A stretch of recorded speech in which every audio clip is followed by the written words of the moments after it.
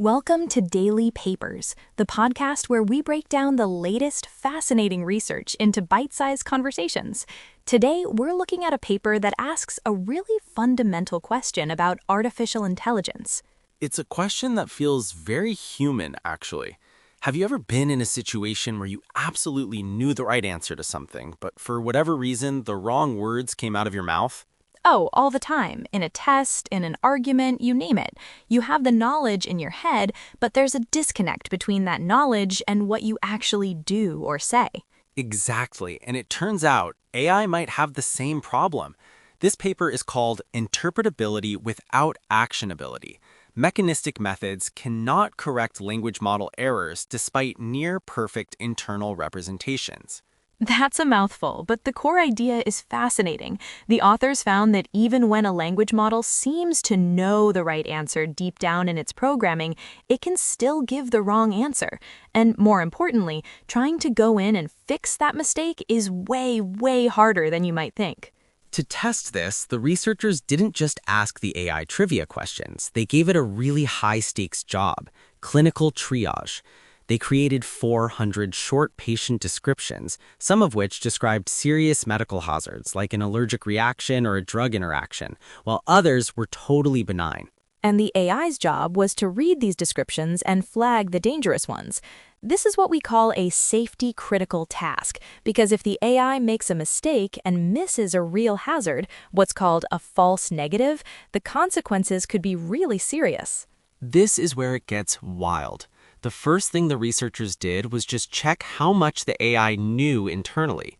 There are clever ways to peek inside the brain of an AI at its internal data, which they call internal representations. They used a technique called a linear probe, which is like a little lie detector for the AI's internal thoughts. And what did the lie detector find? It found that the AI's internal knowledge was nearly perfect. It could distinguish between a hazardous case and a benign one with 98% accuracy. Internally, it knew what was up. But when it had to actually write an answer, its performance plummeted. It only correctly identified 45% of the hazards. Wow, so it knew the answer 98% of the time, but only said the right answer 45% of the time. That is a massive gap. The paper calls this the knowledge-action gap. The AI knows, but it doesn't act on that knowledge. Precisely, and that was the real test of the paper. They thought, okay, if we know the AI has the right information somewhere inside, can we use our fancy tools to go in, find that knowledge, and force the AI to use it? Can we bridge that gap? This is the interpretability part of the title. We can interpret what's going on inside, but can we turn that into actionability? Can we actually do something with it? They tried 4 different cutting-edge methods to do just that. You can think of them as 4 different ways of performing brain surgery on the AI while it's thinking. Okay, give me the simple version. What were these 4 methods? The first was called concept bottleneck steering. This is like finding a checklist of medical concepts in the AI's brain, like chest pain or difficulty breathing, and manually ticking the right boxes to nudge it towards the correct conclusion.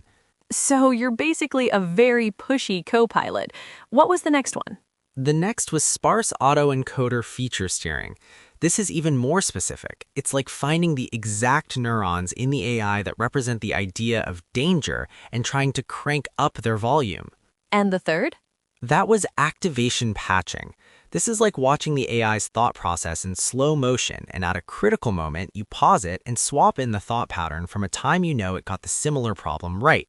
A little copy and paste of good thoughts. And the last one?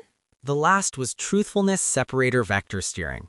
This is the most abstract. It involves finding a mathematical direction inside the AI's complex internal space that points towards correctness and giving its thoughts a little push in that direction.